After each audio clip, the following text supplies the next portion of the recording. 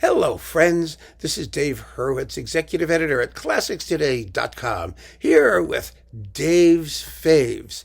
And I want to talk to you about a disc that actually we have discussed before, but I didn't really have the opportunity to do it in any other of the talks we've done. And one of the advantages to these Dave's Faves, this series, is that I can talk about, as I've mentioned before, singleton repertoire, things that you're just never going to find anything else that don't so much fit into other categories, and especially my favorite off-the-beaten-path repertoire, because there's so much really great music that you're only going to find on recordings that desperately deserves to be performed and that you'll never hear in live or probably anywhere else unless you get it on disc. And there aren't even that many recordings in some cases.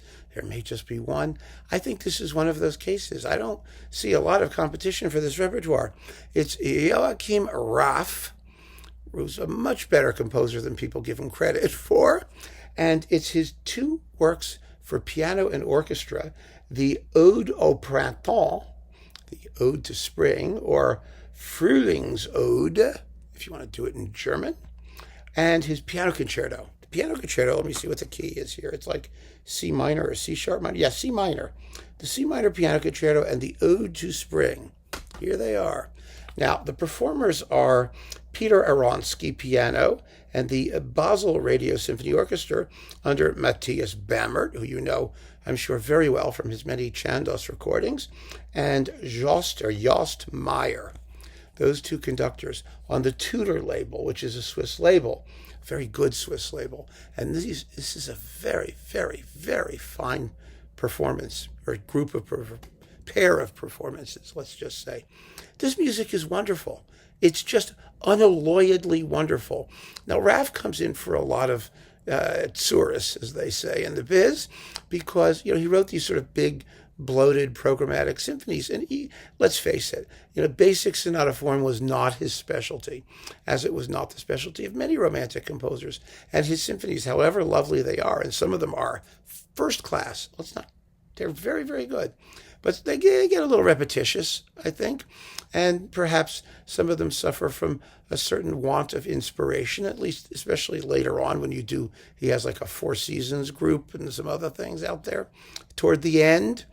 But the truth of the matter is, he knew how to write for the orchestra. He knew really well. He assisted Liszt with his orchestrations, and at least the good orchestrations, we should assume, and because that in itself is a controversial issue. But these two works, for some reason, first of all, in the Ode to Spring, which is just 18 minutes long in a single movement, right? Is that what it is? Yeah. It's like the Liszt version of the Schubert Wanderer Fantasy or something like that. It's just a single movement, free form, gorgeous piece of music. Just a giant hunk of fabulous music for piano and orchestra. And because he doesn't have to deal with like sonata form or some sort of strict classical form, Raff is free to do as he pleases. And he was very good at that. Freed from the shackles of traditional symphonic form, he just does wonderfully. It's just not an issue. There is no problem here. And in the piano concerto, which is about 35 minutes long, yes, he's dealing with concerto forms. But again, by the time he came to write this, those forms had loosened up a lot. Romantic concertos, the Grieg concerto, the Schumann concerto, the Mendelssohn violin concerto, where you don't have to worry about big, huge opening tutti and double expositions and all of that stuff that would have made Raff absolutely crazy, even if he observes some of them some of the time.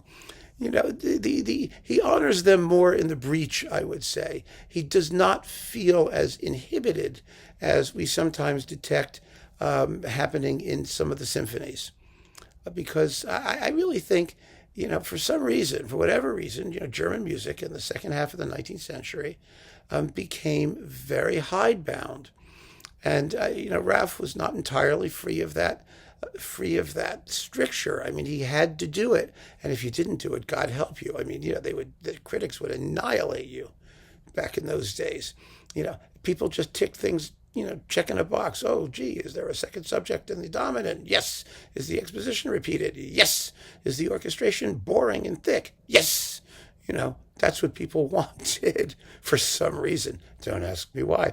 I guess they felt that, they could follow it that way. It made them seem smart and noble and culturally superior to hear some sort of pedantic, essay in strict form that some guy just sort of poured the tunes into. That's what they were doing. But that doesn't happen here. That's my point. My point is here, it's all just gorgeous music, wonderful piano writing, virtuosic and soulful with terrific tunes in both works. And it's really cool to be able to hear a free-form piece by Raff next to a supposedly strict form piece like the Concerto and realize that he's equally adept at both. And that's my point. This is great music. Music that ought never to have fallen by the wayside. But of course, one of the reasons it does fall by the wayside is that nobody listens to it. Nobody plays it. And even if it existed, as it does here, and there's no longer any excuse not to listen to it because you can listen to it, if you know what I mean, just get the record, people don't pay attention. And they don't have the time and they don't bother. But we are going to bother. I bothered and you should bother because this is really a beautiful, beautiful disc of first-class piano and orchestra music. And I am not kidding. Go listen to it. You will be so happy that you did. So once again, it's Peter Aronsky, piano with the Basil Radio Symphony Orchestra with Matthias Bamert and Jost Meier on the Tudor label. The Ode au Printemps, the Ode to Spring, and the Piano Concerto in C minor, which is his opus. Opus 185. The Ode is Opus 76. Raff wrote a lot of music, really a lot of music, but there's a lot of very, very good music. It just takes somebody to go through it and point out some of the highlights, of which this is certainly one. So keep on listening, my friends. Thank you so much for joining me. Take care.